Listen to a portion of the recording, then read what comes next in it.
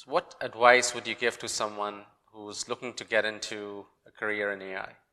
Yeah, absolutely. I had a bit of an unusual route becoming a data scientist or an AI specialist myself.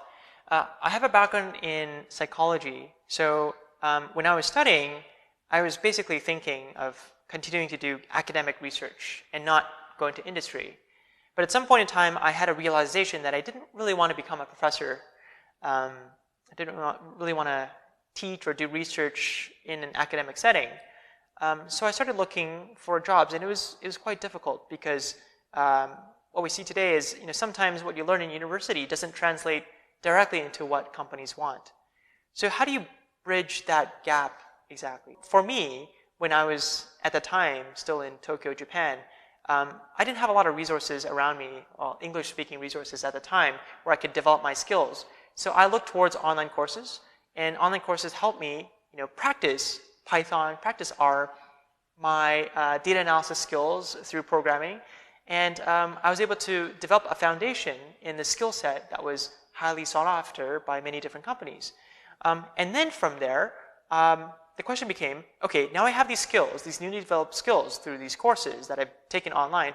How do I translate that to something that I can show and demonstrate to potential employers? So then the next problem I had to deal with was, well, how do I demonstrate that some way?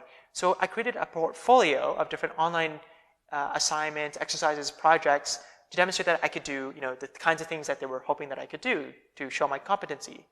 I also, when I came back to Toronto, Canada, I started doing meetups to teach at these meetups, teach R, teach Python, teach data science, to, again, further demonstrate my competency so that people could really see that I could do what I was claiming that I could do, which was a little bit difficult because people would just look at my resume and just see, oh, you have a background in psychology.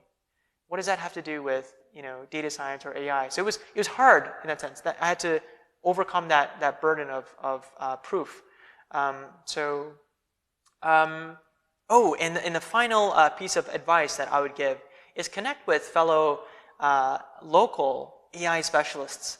So whether they're data scientists, a specialist in a particular field of AI, machine learning researchers, data engineers, just to get a better sense of what kind of AI specialists you might be interested in becoming. Because today there's so many different kinds of AI specialists. You could be very technical. You could be doing research on the latest state-of-the-art algorithms. Or you could be doing something a bit more business-oriented, like trying to optimize revenue, maybe some reporting as well, trying to find ways to personalize a particular service to each and every kind of user that you might have. There's different aspects of AI, and I think it's really important to have some clarity into what kind of role and what kind of job you want. And the first step to do that is to be able to reach out and ask questions to people who are already in the field. And it's a great way to get a sense and also maybe even form some connections that might be meaningful in your career as well. So those are the 4 things. Number 1 is, acquire skills wherever you can. Always be open to learning new things and new skills. Number 2 is demonstrate your capabilities through projects, exercises, something that you can share online, even blog posts and articles. Number 3, if you can, teach at meetups or maybe even more ideally conferences so you can demonstrate your competencies in public.